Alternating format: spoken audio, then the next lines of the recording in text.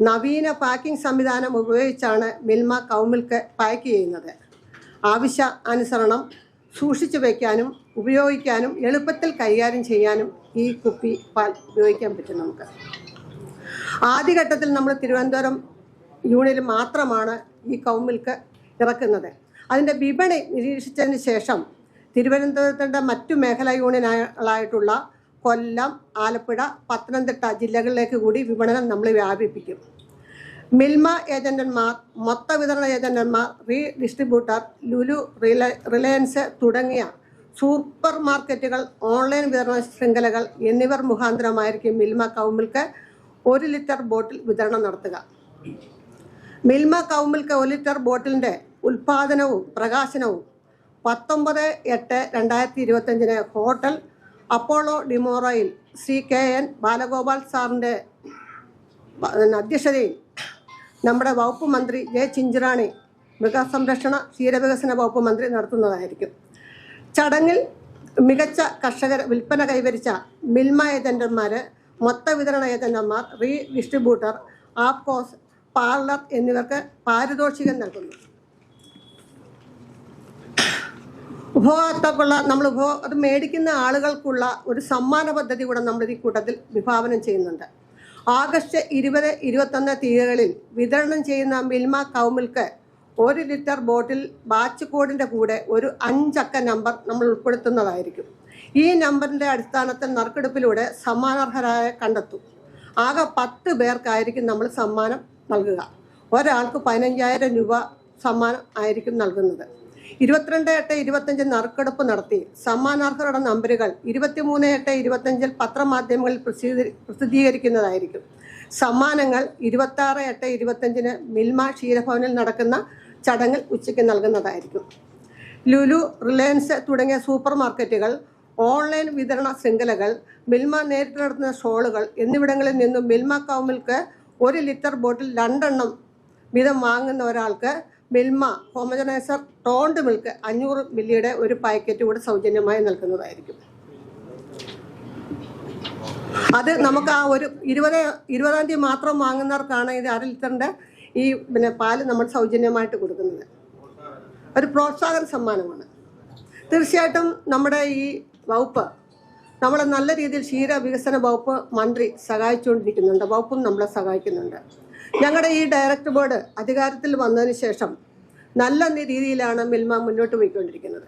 അതിനുവേണ്ടി നമ്മളെ സഹായിക്കുന്ന കുറച്ച് ഉദ്യോഗസ്ഥരുണ്ട്, തൊഴിലാളികളുണ്ട്, തുടങ്ങിയവരുടെ ഒരു വലിയ സഹകരണം ഞങ്ങൾക്കുണ്ട്. അതുകൊണ്ട് തന്നെയാണ് ഞങ്ങൾക്ക് ഇന്ന് പിടിച്ചു നിൽക്കാൻ കഴിയുന്നത്. നിങ്ങളും അക്കൂട്ടത്തിൽ പെടുന്നവരായിരിക്കണം, ഞങ്ങളെ സഹായിക്കുന്നവരായിരിക്കണം. മിൽമ എന്ന ക്ഷീരകർഷകരുടെ ഈ പ്രസ്ഥാനം നിലനിൽക്കണമെങ്കിൽ നിങ്ങളുടെ ഏവരുടെ ഒരു വലിയ സഹായം ഞങ്ങൾക്ക് അനിവാര്യമാണ്. ആ സഹായം കൂടി ലഭിച്ചെങ്കിൽ മാത്രമേ ഞങ്ങൾക്ക് മുന്നോട്ട് പോകാൻ കഴിയുള്ളൂ. പലതരം ടൈറ്റ് മത്സരങ്ങൾ, പലതരം പാലുകൾ, അതായത് സമൂഹത്തിനോട് ഒരു പ്രതിബദ്ധതയില്ലാത്ത പലതരം പാലുകൾ വിപണിയിൽ സജീവമാണ്.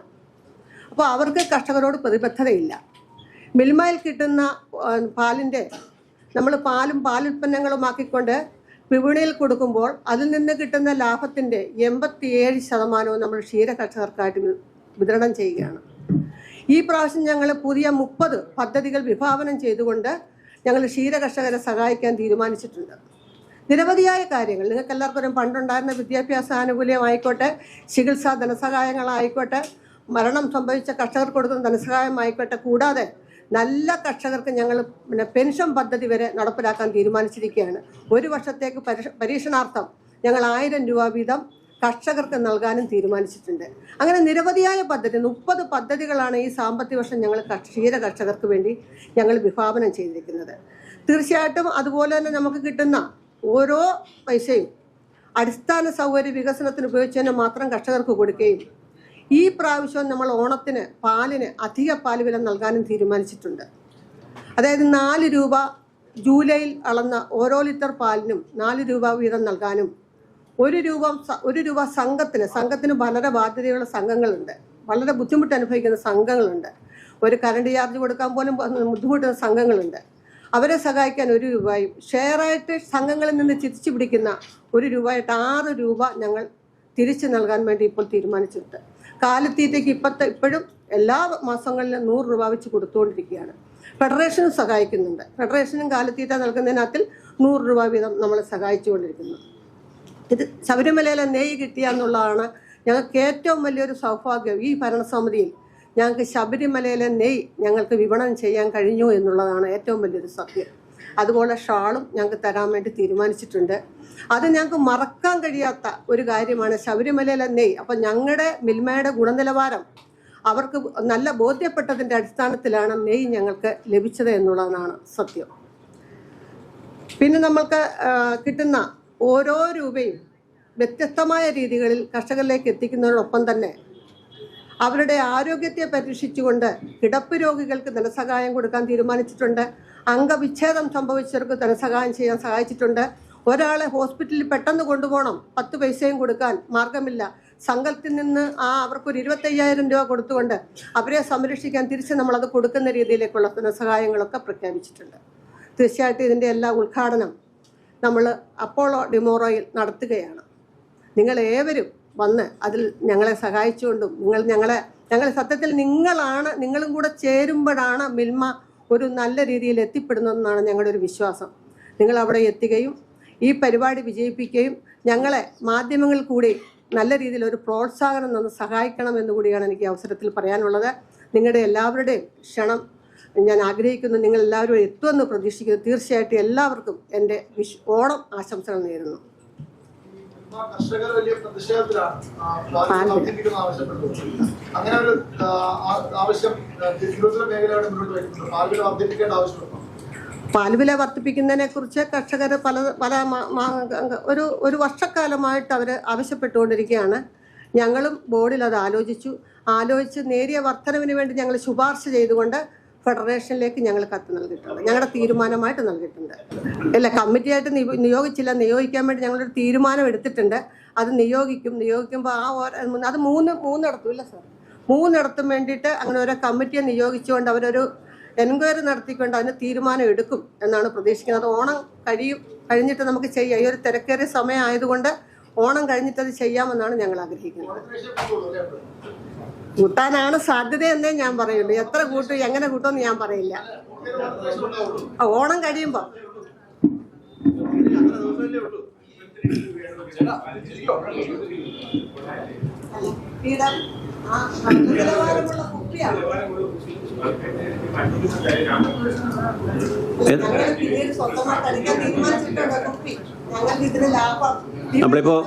നമ്മളിപ്പോ സ്വകാര്യ പാല് കുപ്പിയിൽ വരുന്നുണ്ടല്ലോ, അതിൽ ഇതിൽ വില കുറവാണോ?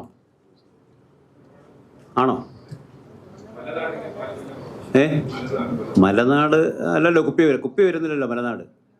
ഞാൻ കുപ്പിയിൽ വരുന്ന പാലിൻ്റെ കാര്യം ഞാൻ പറഞ്ഞു. ഞാൻ തർക്കത്തിന് വേണ്ടി പറയുന്നതല്ല. ബോട്ടിലിൽ വരുന്ന പാലിന് മറ്റ് മാർക്കറ്റിലുള്ള പാലുകളുമായി നമ്മൾ നോക്കുമ്പോൾ വില കുറവാണ്. മാത്രമല്ല, ഇതിൻ്റെ ഗുണനിലവാരത്തെ സംബന്ധിച്ച് കൃത്യമായ വ്യവസ്ഥയോട് കൂടിയാണ് നമ്മൾ ഈ പാല് ഇറക്കാൻ പോകുന്നത്.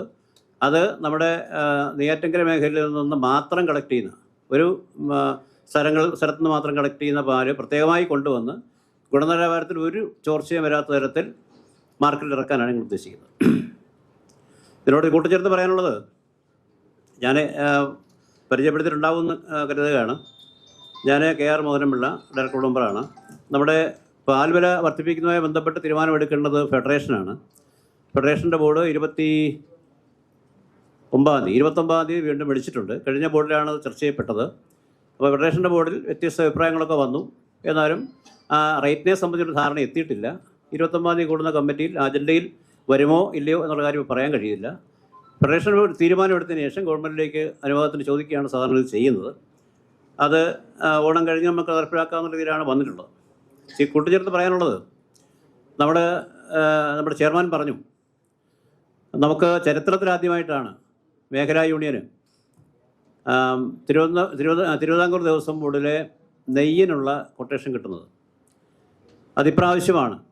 അത് ശബരിമലയിൽ ഉപയോഗിക്കത്തക്കവണ്ണം 170 ടൺ, ചെറിയൊന്നുമല്ല, 170 ടൺ നെയ്യിൻ്റെ ഓർഡറാണ് നമുക്ക് ലഭിച്ചിട്ടുള്ളത്. അത് ഈ വരുന്ന ഒക്ടോബർ നവംബർ മാസങ്ങളിലായി കൊടുക്കത്തക്കവണ്ണം ഉള്ള തയ്യാറെടുപ്പുകൾ നടത്തിക്കൊണ്ടിരിക്കുകയാണ്. അപ്പോൾ അത് മേഖലാ യൂണിയനെ സംബന്ധിച്ച് ഏറ്റവും വലിയ ഒരു കാര്യമായി ഞങ്ങൾ കാണുകയാണ്. രണ്ടാമത്തെ കാര്യം, നമുക്ക് ഈ പറഞ്ഞ 6 രൂപ ഇൻസെൻറ്റീവ് കൊടുക്കുന്ന കാര്യമാണ്. കഴിഞ്ഞ വർഷം നമുക്ക് 39,60,00,000 രൂപയുടെ ലാഭം ഈ പോയ വർഷം സാമ്പത്തിക വർഷം നമുക്കുണ്ടായി. ആ ലാഭത്തിൻ്റെ 85% കർഷകർക്ക് പല സമയങ്ങളെ അതായത് 12 മാസത്തിൽ 6 മാസവും കർഷകർക്ക് പാലിന് ഇൻസെൻറ്റീവ് ഇനത്തിൽ ഞങ്ങൾ കൊടുക്കുകയുണ്ടായി. 28 കോടി രൂപയാണ് ആ ഇനത്തിൽ നമ്മൾ കർഷകർക്ക് കഴിഞ്ഞ വർഷം നൽകിയത്.